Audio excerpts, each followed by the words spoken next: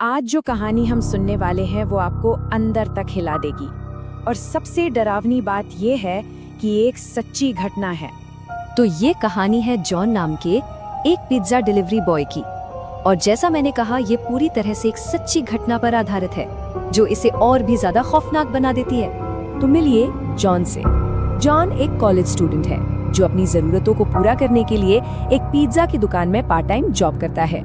मतलब बिल्कुल एक आम लड़का जो बस थोड़ी एक्स्ट्रा कमाई करना चाहता है। तो सीन कुछ ऐसा है, रात का 1 बज रहा है। जॉन की शिफ्ट बस खत्म ही होने वाली है। वो घर जाने की तैयारी में है और तभी फोन की घंटी बजती है। एक ऐसा कॉल जो उसकी पूरी जिंदगी बदलने वाला था। अब इतनी रात गए कौन ऑर्डर कर रहा है? जॉन का मन तो नहीं था जाने का, लेकिन फिर उसने ऑर्डर सुना। 4 बड़े पिज्जा, मतलब टिप भी अच्छी मिलेगी और पैसों की जरूरत तो उसे थी ही, तो बस उसने ऑर्डर ले लिया। और यहीं से कहानी का असल खौफ शुरू होता है। डिलीवरी का जो पता था वो शहर के एकदम बाहर एक बिल्कुल सुनसान वीरान इलाके का था। जरा सोचिए, कच्ची सड़क, दोनों तरफ घने जंगली पेड़ और स्ट्रीट लाइट्स तो दूर दूर तक नहीं थी, बस घना काला अंधेरा। ऐसे में अकेलापन और डर लगना तो लाजमी है ना? और फिर वो उस पते पर पहुंचा और सामने था एक अजीब पुराना घर। एक ऐसा घर जिसे देखते ही लग रहा था कि यहाँ सालों से कोई नहीं रहता। बिल्कुल अंधेरा, कोई लाइट नहीं, कोई आवाज नहीं, एकदम वीरान। अब ऐसी जगह देखकर किसी की भी हालत खराब हो जाएगी। जॉन बहुत डर गया। उसने सोचा भाड़ में जाए टिप, मैं वापस जा रहा हूँ। उसने अपने मैनेजर को फोन भी लगाया, लेकिन फोन उठा ही नहीं। अब क्या करे, वो तो फंस गया था। और ठीक जब जॉन ने फैसला कर लिया था कि वो वापस मुड़ जाएगा, तभी घर के अंदर एक खिड़की में एक लाइट जल उठती है। चलो, शुक्र है अंदर कोई तो है। इसी एक उम्मीद के सहारे जॉन ने हिम्मत जुटाई और घर की तरफ बढ़ा। वो दरवाजे तक पहुंचा। उसने डोरबेल बजाई, कोई आवाज नहीं, चारों तरफ बस सन्नाटा। उसने फिर से बेल बजाई।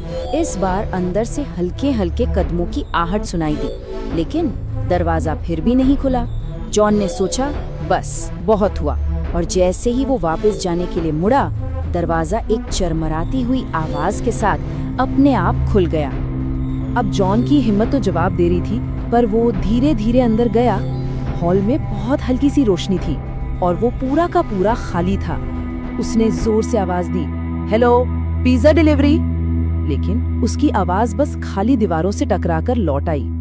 और तभी अचानक सोफे के नीचे से एक काली बिल्ली निकली और बिजली की तेजी से एक अंधेरे कमरे में घुस गई। इस बिल्ली का आना एक और अजीब घटना की शुरुआत थी। जिस कमरे में बिल्ली घुसी थी, अचानक वहां की लाइट्स और टीवी अपने आप ऑन हो गए और साथ ही छोटे बच्चों के हंसने खेलने की आवाजें आने लगी। अब जॉन को थोड़ा गुस्सा आया। उसे लगा कि पक्का कुछ बच्चे उसके साथ मजाक कर रहे हैं। तो वो गुस्से में उस कमरे की तरफ बढ़ा।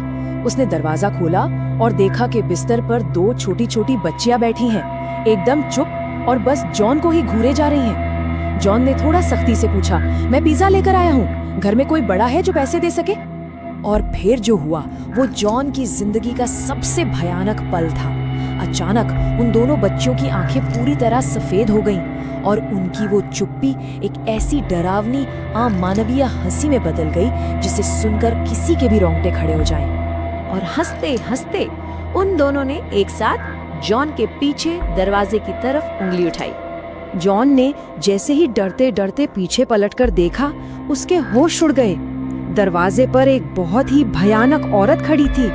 बस उसे देखते ही जॉन के हाथ से पिज्जा छूट गया और वो चीखते हुए अपनी जान बचाने के लिए भागा। वो पागलों की तरह अपनी बाइक की तरफ भागा। बाइक स्टार्ट की, लेकिन वो स्टार्ट ही नहीं हुई। घबराहट में जब उसने अपनी बाइक के साइड मिरर में देखा तो उसकी चीख निकल गई। वो औरत और दोनों बच्चियां ठीक उसकी बाइक के पीछे खड़ी थी। अब जॉन के पास कोई रास्ता नहीं था। वो बाइक वहीं छोड़कर अंधेरे जंगल में भाग गया। घंटों जंगल में भटकने के बाद जॉन किसी तरह पुलिस तक पहुंचा। उसने कांपते हुए उन्हें सारी कहानी बताई। पुलिस की एक टीम उस घर पर गई, लेकिन जब उन्होंने तलाशी ली तो घर बिल्कुल खाली था। वहां एक जंगली बिल्ली के सिवा और कोई नहीं था, कुछ भी नहीं। अगली सुबह पुलिस ने जॉन को बुलाया और उसे जो बताया वो सुनकर जॉन के होश उड़ गए। पुलिस के रिकॉर्ड के मुताबिक वो घर पिछले 3 साल से वीरान पड़ा था। असल में 3 साल पहले उस घर में एक बहुत ही दुखद घटना हुई थी।